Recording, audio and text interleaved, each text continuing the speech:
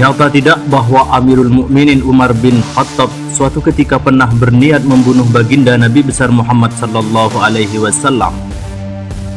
Ya, dalam menyimak kisah sahabat Umar bin Khattab, banyak ditemukan peristiwa yang menarik dan menegangkan di dalamnya. Pada suatu hari, dengan pedang terhunus, Umar bin Khattab menuju Darul Arqam, tempat di mana baginda Nabi besar Muhammad sallallahu alaihi wasallam biasa berkumpul dengan para sahabat.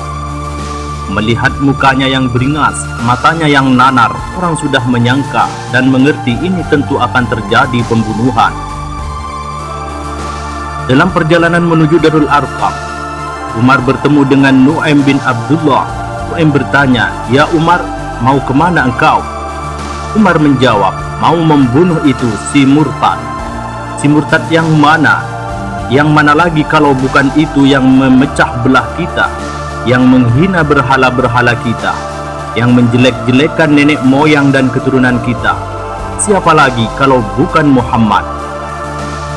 Nu'aim kemudian berkata, "Umar, tidak salahkah engkau?" "Tidak salah lagi." "Salah Umar." "Salah kenapa? Apa kamu tidak malu?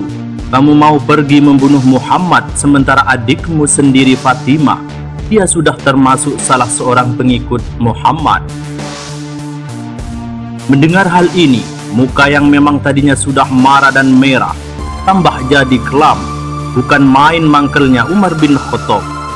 Orang lain dia musuhi, orang lain dia kejar-kejar, ini malah adiknya sendiri menjadi pengikut dari baginda Nabi besar Muhammad sallallahu alaihi wasallam.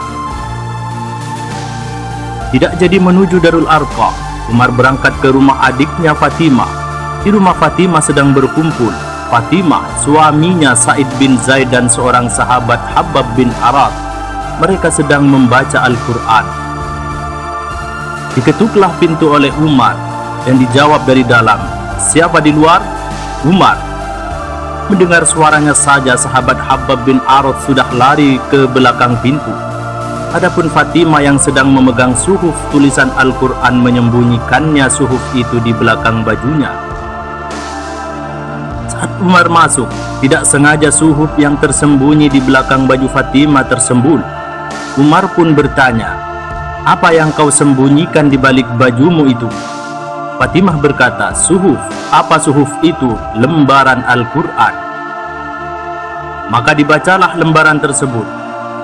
"Toha, ma anzalna alaikal qur'ana litashqa," yang artinya, "Toha, tidaklah aku turunkan Al-Quran ini untuk bikin sukar manusia, melainkan merupakan pengingat bagi orang-orang yang takut kepada Allah." "Innani anallahu la ilaha illa ana fa'budni wa aqimis sholata li dzikri innas sa'ata atiyatun akadu ukhfiha litujza kullu nafsin bima tas'a," yang artinya, "Sesungguhnya akulah Allah, tidak ada Tuhan melainkan aku, maka hendaknya hanya kepadakulah kamu menyembah. Dirikanlah salat untuk mengingatku. Sesungguhnya kiamat itu pasti akan datang, yang sengaja waktunya tidak kami beritahukan kepada kamu semua, untuk kami balas segala setiap orang tentang apa saja yang telah mereka lakukan dalam kehidupan dunia ini." Setelah membaca ayat ini, Umar gemetar tangannya. Dalam hati Umar, ini tidak main-main. Belum pernah saya membaca ajaran yang semacam ini. Tidak patut orang yang mempunyai kitab suci semacam ini dimusuhi. Ini sesuatu yang benar. Tergetarlah jiwanya Umar.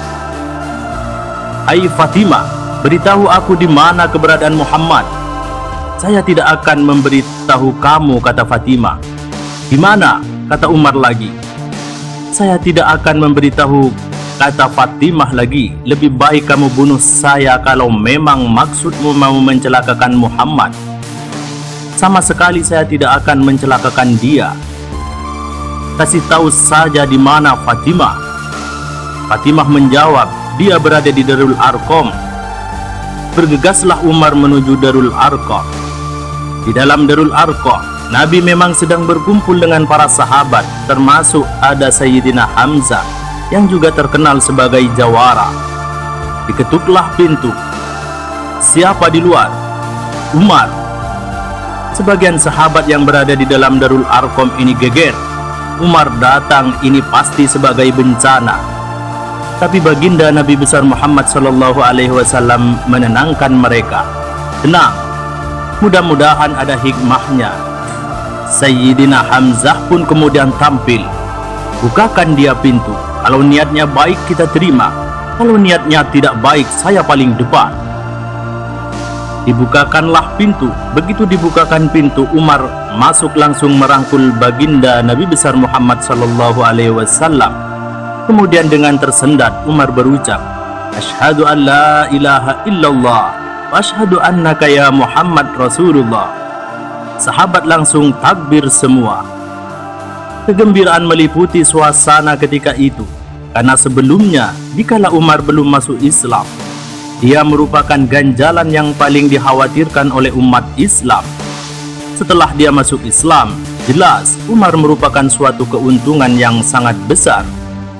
Dan dia tertarik kepada Islam bukan karena bujuk rayu orang, tidak karena diberikan harta, tidak pula karena diiming-imingi oleh kedudukan tinggi, tapi karena kebenaran, hidayah yang menembus hatinya melalui wasilah ayat dalam surat Taha yang dibacanya melalui suhuf yang dipegang oleh adiknya sendiri yaitu Fatimah.